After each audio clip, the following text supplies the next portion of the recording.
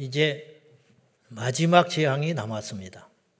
9번째 흑암의 재앙까지 하나님께서 살아계시다는 절대적인 증거, 그것은 기적 그리고 구별에 있었어요. 기적만 베풀면 착각도 할 수 있습니다. 이스라엘 백성들도 이렇게 어려움 당하지 않냐. 그런데 하나님이 사람이 일으킬 수 없는 자연현상이라고만 볼 수 없는 어마어마한 기적들을 9가지를 베풀어 주셨고, 그리고 더 놀라운 것은 이스라엘 백성들은 특별히 머리털 하나 상하지 않도록 구분하셨다는 것입니다. 이스라엘의 가축, 이스라엘의 자손, 이스라엘이 사는 지역, 고센 땅 등등은 재앙이 덮치지 않도록 봐라, 이래도 내가 살아있는 신이 아니냐, 마치 이렇게 응징하듯이 말씀하시듯이 그렇게 하셨다는 것이에요. 그럼에도 바로는 그 강팍한 마음을 거둘 줄을 모릅니다. 그 이유가 뭐냐? 자, 우리는 참 이해하기 어렵지만 오늘 말씀은 이렇게 기록되어 있어요. 자, 10절 보겠습니다. 오늘 본문 10절 시작. 모세와 아론이 이 모든 기적을 바로 앞에서 행하였으나 여호와께서 바로의 마음을 완악하게 하셨으므로 그가 이스라엘 자손을 그 나라에서 보내지 아니하였더라. 이 말씀이 처음 나온 말씀이 아니고 10장에도 있었고 그 전에도 있었어요. 그러니까 바로가 본인의 마음을 그렇게 먹은 것도 있지만 이제 10가지 재앙을 겪으면서 2가지로 나오는데, 바로가 그렇게 완악하게 마음을 스스로 다짐하고 독하게 마음먹은 장면도 나오고, 오늘 본문처럼 주체가 하나님이에요. 하나님이 바로의 마음을 자기도 그렇게 하고 싶지 않은데, 그런 뜻이잖아요. 나도 이해가 안 간다는 거예요. 그래서 혼자 있을 때는, 그리고 모세를 부를 때에는 보내려고 해요. 너무 피해가 크니까. 바로도 통치자고 위기를 느꼈죠. 백성들이 무너지면, 민심이 흉흉해지면 바로가 좋을 게 있겠습니까? 그래서 보내주려고 불렀다가 대화를 하다가 확 마음이 뒤바뀌어 버리는 거예요. 근데 이런 현상을 오늘 성경은 우연한 일이 아니고 여호와께서 그 바로의 마음조차도 완악하게 하셨다. 여기서 이제 첫째 드는 의문점은 하나님이 왜 이러시냐 이 말이에요. 이래서 좋을 게 하나 없잖아요. 첫째는 바로가 힘들고, 죄 없는 이스라엘 백성도 힘들고, 애국 백성들이 힘들고, 셋째는 피해는 없다 하지만 이스라엘 백성도 좋을 건 없지요. 막 주변에서 그런 일이 일어나니까 하나님도 피곤하시지. 이런 모든 일들이 무엇 때문에 기인했느냐를 봐야 되는데, 그건 죄 때문이에요. 죄 때문, 불순종 때문이다. 이런 일이 없었다면, 애초에 바로가 이스라엘 백성들을 종삼고 박해하지 않았다면, 다른 마음이 들어서 그렇지 않았다면 이런 비극이 초래되지 않았는데, 일상의 모든 불화, 잠을 자지 못하는 것, 관계에 시련이 있는 것, 아픈 것, 무너진 것, 넘어지는 것, 뜻대로 안 되는 것, 슬프게 되는 것, 절망하게 되는 것, 따지고 보면 돈 때문에 누가 내 마음을 몰라줘서, 그렇지만 결국은 또 소급해서 들어가 보면 한 가지로 만나게 돼요. 모든 원초적인 문제는 어디서 비롯된 것이냐면 죄 때문이다. 죄. 식량이 모자라는 것도 그런가요? 그렇죠. 모두 다 공평하게 나눠 먹을 수 있어요. 하나님은 다 그렇게 주셨어. 그런데 인간의 죄가 빈익빈 부익부를 가져오는 거예요. 그래서 누군가는 지금 울고 있는 거지. 누군가는 웃고 있을 때 누군가는 울고 있는 거예요. 욕심이 잉태하여 죄를 낳고, 죄가 장성하면 그 열매로 사망에 이르게 된다. 성경은 그렇게 말씀하고 있잖아요. 또 하나 우리가 이 본문에서 알아야 할 것은, 하나님께서 바로의 마음을 그렇게 강팍하게 하시는 이유, 그것까지는 모르겠지만, 자, 모든 것은 하나님의 결제 아래 일어난다는 거예요. 하나님이 그렇게 결정했어요. 바로가 강팍하게 굴수록 하나님의 기적은 더 크게 드러났어요. 물론 이 속에서 희생하는 사람들이 분명히 있죠. 얼마나 죽었는지. 장자 안 죽어도 되잖아. 그 장자들의 죽음은 너무 애석한 죽음 아닙니까? 사실은 이해할 수 없어. 예수님이 이 땅에 오심으로 피비린내가 났죠. 세사리아의 아이들을 헤로드 왕이 다 죽였으니까. 그 지역에. 하나님은 왜 안 지켜주셨을까? 그거는 우리가 물어야 할 질문이 아니라고 했어요. 여러분, 우리가 물어야 할 질문이 있고 묻지 말아야 할 질문이 있어요. 우리가 해야 할 일이 있고 하지 말아야 할 일이 있어요. 우리는 옳고 그름을 자꾸 따져요. 그죠? 맞아요. 나도 그래요. 저도 옛 습성을 못 버리고 자꾸만 옳고 그름으로 접근을 해요. 그러면 옳고 그름으로 접근을 한다면 우리는 다 죽었어요. 지옥에 갔어요. 왜 그런지 알아요? 우리 하나님이 당신의 아들 예수 그리스도를 이 땅에 보낸 일은 옳은 일도 아니고 너무도 어리석은 일이에요. 논리나 어떠한 말로 이해할 수 없는 일이 십자가의 사랑이에요. 그분 앞에 우리가 옳고 그름을 따져요? 나를 낳아주고 죽음에서 건져주고 내가 사경을 헤맬 적에 자기의 전부를 걸고 손가락을 깨물어서 내 입에다가 피를 쏟아준 어머니 아버지한테 내가 세상에 나가서 조금 뭘 알게 됐다고 가르치려고 드는 거. 요즘 세상이 어떤 세상인데 아버지는 그런 식으로 말을 하냐는 거야. 그것 자체는 틀린 말이 아니야. 아버지가 한 말이 세상에 지금 이치나 유행에 맞지 않는 말을 하신 건 맞아요. 그러나 자식은 그렇게 말하면 안 돼요. 그 이유가 뭐냐면 그것과는 비교할 수 없는 인간의 논리와 상식과 계산으로 이해할 수 없는 어마어마한 사랑을 받았기 때문이에요. 우리는 물론이거니와 우리 주변에서 일어나는 수많은 난제들, 가장 큰 난제가 뭐냐면 선한 자가 고통받고 악한 자가 득세하는 현상. 이것에 대해서 우리는 말은 하지 않지만 어마어마한 질문을 우리 하나님께 퍼붓고 싶을 때가 많아요. 그러나 묻지 마라. 그 이유가 뭐냐? 모든 것을 하나님이 연출하고 계시기 때문에. 이제 여기서 이제 받아들이느냐 안 받아들이냐가 믿음의 차이라요. 믿음의 차이. 받아들이지 못하면 하나님 못 만나요. 그러나 그것까지도 수용을 한다면 다니엘이 30일 동안 기도 금지를 당할 적에 얼마나 할 말이 많겠어.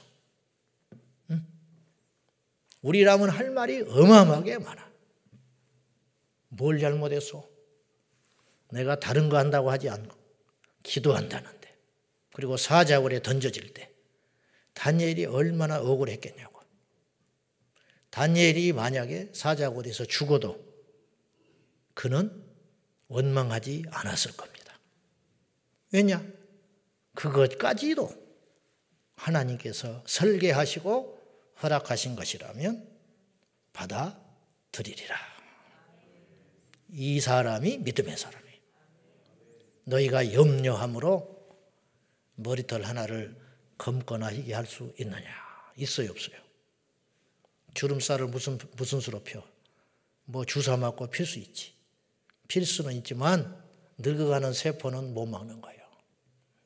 아무리 찍어 바르고 인간적으로 방법을 동원해도 결국은 늙어가는 것을 막을 수는 없는 거예요. 자, 이 말은 이렇게도 해석할 수 있어요. 저는 너희가 염려함으로 머리털 하나를 검거나 희게 할 수 있겠느냐. 오늘 이제 이 말씀으로 맥으로 따져보면 이렇게 말할 수 있어요. 너희가 대들어 하나님 앞에 항의함으로 머리털 하나나 검거나 희귀할 수 있겠느냐. 비겁한 게 아니고 여러분 권세자에게 굴복하는 건 비겁한 게 아니에요. 철이 없으니까 자꾸 들이받는 거예요. 노련한 사람은 인생의 풍파를 겪고 연단을 마친 사람은 절대로 그렇지 않아요. 자기의 선을 넘지 않아. 왜냐? 넘었다가 잃은 것이 너무 많다는 걸 깨닫게 되는 거야. 그것이 지혜라. 저도 이 나이쯤 되니까 담임을 17년 하고 나니까 지난날에 후회하는 것이 너무 많은 거예요. 물론 지금도 후회할 짓을 하고 살아요. 그때 내가 이걸 알았더라면 그런 어리석은 결정을 안 했을 것인데 그런 일이 너무 많아. 여러분도 그러시죠? 다 그러는 거예요. 그러니 그걸 일찍 깨달았다면 시행착오를 덜 했을 텐데. 근데 그것을 덜 하는 방법이 있어요. 그건 유일한 방법은 하나밖에 없어요. 그건 뭐냐? 말씀으로 들어가라. 하나님의 말씀에 우리가 살 수 있는 방법, 이길 수 있는 방법, 형통할 수 있는 방법, 견딜 수 있는 방법, 승리할 수 있는 모든 방정식이 말씀 안에만 존재합니다. 자, 일단 하나님이 모든 걸 계획하셨다. 하나님이 모든 걸 아신다. 그죠? 하나님 다 아시죠. 근데 우리는 이해할 수 없어. 이것까지도 하나님이 아시냐고. 하나님이 이렇게까지 했냐고 했어요. 우리는 받아들여야 돼. 그래서 제가 누차 말했어. 하나님을 믿는다는 것은 하나님이 나에게 허락하신 환경을 받아들이는 것이다. 그래서 욥이 원망하지 않잖아. 원망하지 아니하고 주신 자도 여호와시요 취하신 자도 여호와시니. 내가 지금까지 누린 것이 내가 얻은 게 아니더라는 거예요. 나만큼 노력한 사람은 세상에 많았다는 거예요. 그런데 지금 이 시점에 생각해 보니까 지금까지 누리고 왔던 것이 다 하나님이 준 것이었구나. 근데 주신 분이 거둬간다는데 내가 무슨 말을 하겠냐? 이렇게 딱 생각하는 거지. 멋진 말이죠. 이렇게 생각하는 것이 결코 쉽지 않아요. 오늘 이 믿음이 저와 여러분에게 있기를 예수님의 이름으로 축복합니다. 자, 그 다음에 오늘 2절 봐요. 2절과 3절 시작. 백성에게 말하여 사람들에게 각기 이웃들에게 은금폐물을 구하라 하게 하라 하시더니 여호와께서 그 백성으로 애굽 사람의 은혜를 받게 하셨고 또 그 사람 모세는 애굽 땅에 있는 바로의 신하와 백성의 눈에 아주 위대하게 보였더라. 여러분 기억나시는지 모르겠는데 창세기 15장에 하나님께서 아브라함이 제사 드릴 적에 난데없이 이 본문을 예언을 해 놓으셨어요. 첫째 예언. 너희의 후손이 종살이를 하게 되리라. 애굽에 가서 종살이 한다는 거예요. 그러니까 이 예언이 너무 정확히 맞아버리니까 성경을 편집자적 입장으로 후대에 짜맞춰서 기록했다고 믿는 자유주의 신학자들은 후대에 조작했다. 그렇게까지 말할 정도로 이 본문이 기가 막히게 맞아버려요. 1년 너무 놀라운 이야기이기 때문에 400년 전에 했던 이야기가 정확히 실현되기 때문에 믿지 않는 사람들의 입장에서 그렇게 말하는 것까지는 내가 이해하지만 그러나 그들에게는 제가 이렇게 말하고 싶어요. 그러면 이사야가 600년 전에 처녀의 몸에서 메시아가 날 것을 예언한 것은 어떻게 해석할 거냐? 무슨 말이냐면 어느 자리에 앉아가지고 예수님이 이 땅에 마리아의 몸에서 태어난 다음에 신약성경과 구약성경을 집필한 게 아니고 구약이 이미 존재한 다음에 그 뒤로 구약성경을 존재했고 구약성경을 이미 손에 쥔 상태에서 그 뒤로 세월이 흐르고 흘러서 어느 날 마리아의 몸에서 예수님이 탄생한 것은 어떻게 해석할래? 모세오경은 그렇게 억지를 부릴 수도 있다 이 말이에요. 제 말은. 무슨 말인지 알지요? 모세가 창세기, 출애굽기, 레위기, 민수기, 신명기까지 기록을 했다고 치면 이미 모세는 지난 역사를 안 다음에 거슬러서 창세기부터 기록을 했기 때문에 그런 억지 주장도 이해할 수 있다. 좋다. 그러나 그건 어떻게 해석할 거냐. 600년의 시차를, 그것도 여자의 처녀의 몸에서 메시아가 날 것을 예측한 이사야서의 말씀은 우연이라고 하기에는 너무 기가 막힌 일이 아니냐. 이런 것들은 너무 많이 나와요.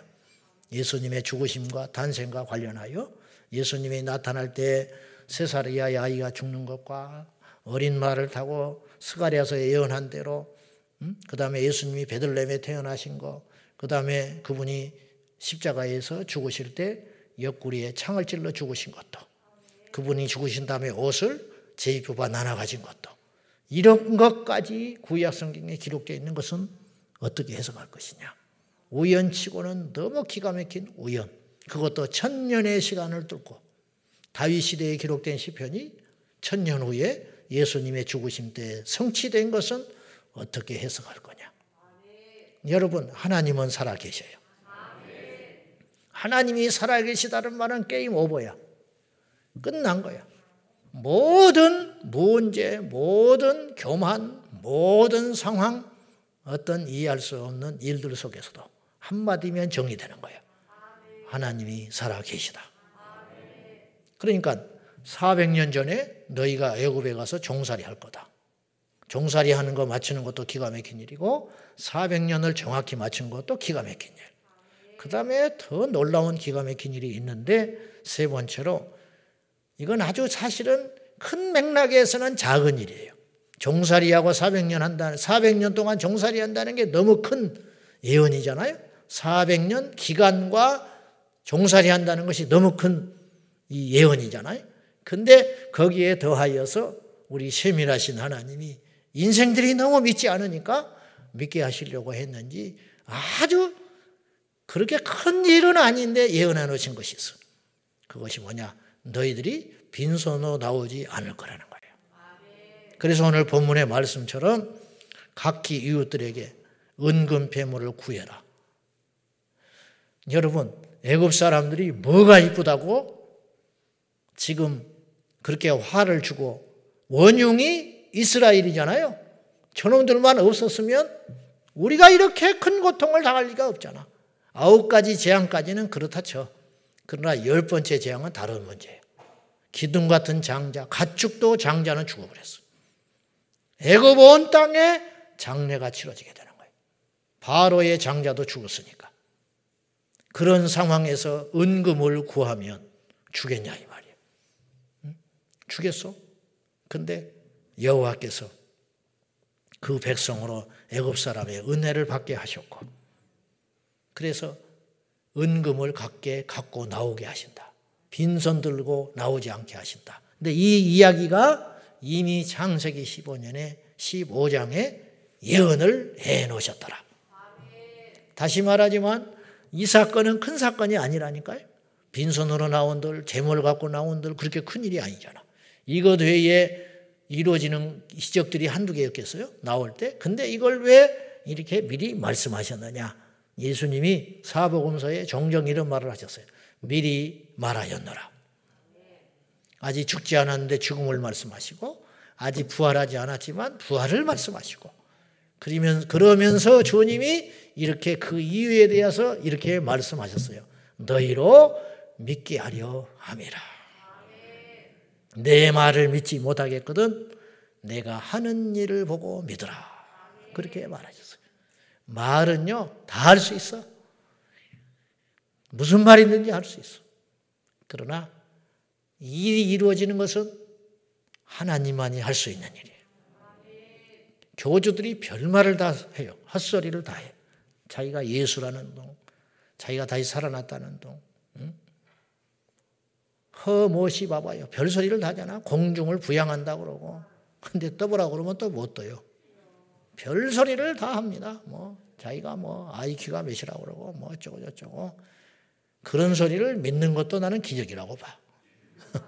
그런 엉뚱하고 헛된 소리를 믿는 것이 기적이고 이 시대의 비극인데, 그런 것처럼 그런 쓸데없는 말은 얼마든지 할 수 있다.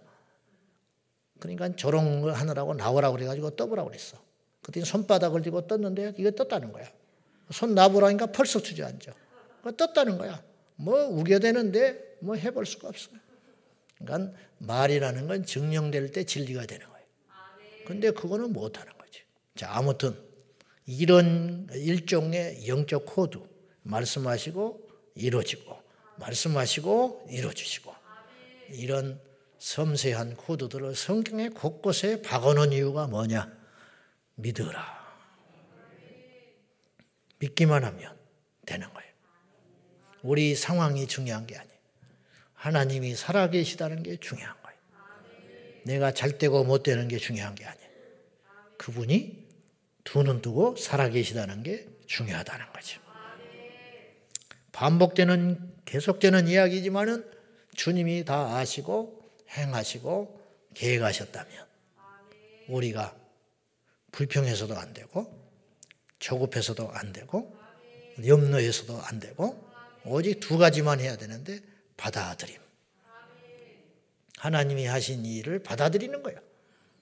그리고 또 하나는 감사하는 것이죠. 감사하는 것.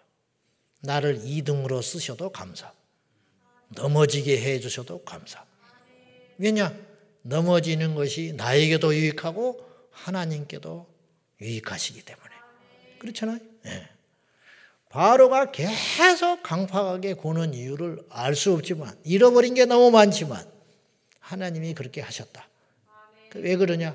강팍할수록 하나님의 역사는 나타나는 거예요. 왜 코로나가 일어나는가? 왜 교회가 이렇게 어려움을 당하는가? 왜 이 세상이 이렇게 동성애니 뭐니 해서 난리법석 일어나고 세상의 질서가 무너지는가?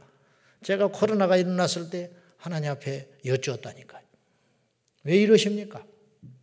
그리고 교회가 코로나가 없으면 상관없는데 코로나가 교회도 들어오니까 예배를 못 드리게 되고 성도들이 고난을 당하고 사업이 어려워지고 좋을 게 하나 없잖아요. 코로나로. 제약회사만 돈 벌었지. 근데 그것도 그럴 수도 없는 게 제약회사 돈을 벌었다 할지라도 그 가족 중에 코로나로 희생을 했다면 그것도 또 불행한 일이야. 모든 인류가 이 코로나 때문에 재앙을 당하고 있어요. 뭐 때문에 그렇습니까? 그랬을 때 제게 주신 응답은 이것이었어요. 옥석을 가르리라. 참 예배자를 찾겠다. 참 믿음의 사람을 찾겠다. 환난을 당해봐야 한다. 100% 예배가 회복된 교회가 없어요. 다 60%, 70% 회복됐다고 자랑을 해. 우리는 70%까지 회복이 됐다는 거야. 그게 지금 할 소리냐 이 말이야. 정교인의 70%가 코로나지만 회복되어서 예배당에 나오고 있기 때문에 우리는 괜찮다. 그렇게까지는 말은 안 하지 않지만 70%까지나 회복이 됐다는 식으로 이야기를 해. 그건 아니지. 100% 넘어서 120%까지 성장해야 함에도 불구하고 우리가 지금 그런 숫자치에 속고 있다는 거죠. 왜 이런 일이 생기느냐? 참된 알곡신앙을 찾으려는 하나님의 뜻. 여호와께서 힘이 없어서 그런 게 아니고 여호와께서 몰라서 방치하신 게 아니고 다 이유와 뜻이 있더라. 그리고 하나님이 모세를 높이사 이스라엘 백성들 가운데 위대하게 하셨다. 감히 건드리지 못하게. 이유가 뭐냐? 모세가 이뻐서 그런 게 아니에요. 폼제라고 그런 게 아니에요. 그래야 통치가 돼. 모세를요 특별히 구분해가지고 40년 동안 최고의 자리에 올려가지고 리더십을 갖게 하시고 끌고 가요. 그 이유가 뭔지 알아요? 여러분 이 세상에 권위가 왜 존재하는지 알아요? 그 사람을 위해서 존재하는 게 아니에요. 우리가 아버지를 형편없는 아버지라 할지라도 아버지의 자리라고 올려놓고 아버지를 존중하면 아버지가 좋은 게 아니에요. 자식이 좋아져. 이 원리를 아세요? 이 원리를 아냐고. 직장에 권위자가 있잖아요. 여러분들 형통하고 싶으면 복받고 싶으면 하나님이 허락하신 권위자에게 순종하면 여러분이 형통해.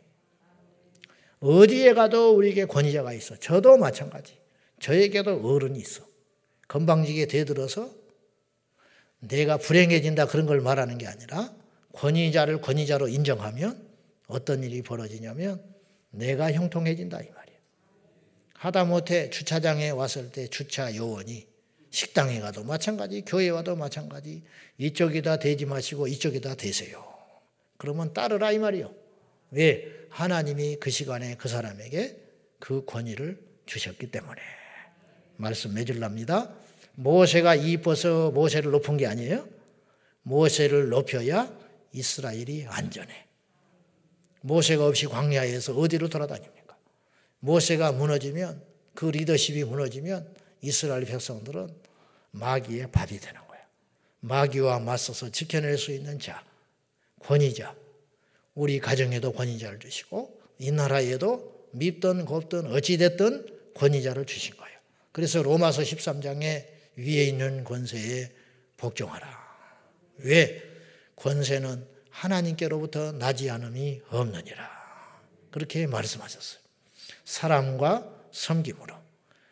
따르는 팔로워들은 존경과 권위에 인정함으로, 그리고 리더들은 섬김과 사랑으로. 이게 가장 이상적인 공동체인데 제가 이것을 깨뜨려. 제가 이런 구조를 자꾸만 깬다고. 이런 구조를 회복하여 매사에 하나님의 뜻대로 형통하고 복을 받는 저와 여러분이 꼭 될 수 있기를 주님의 이름으로 축원합니다. 기도하십시다. 이 시간에 기도하실 적에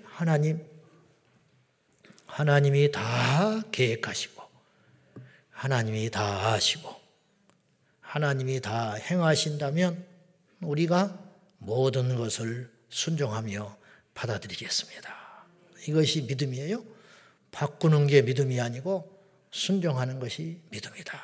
주여, 바꾸기가 쉽습니다. 그러나 순종하기는 어렵습니다. 그렇기 때문에 믿음이 필요합니다.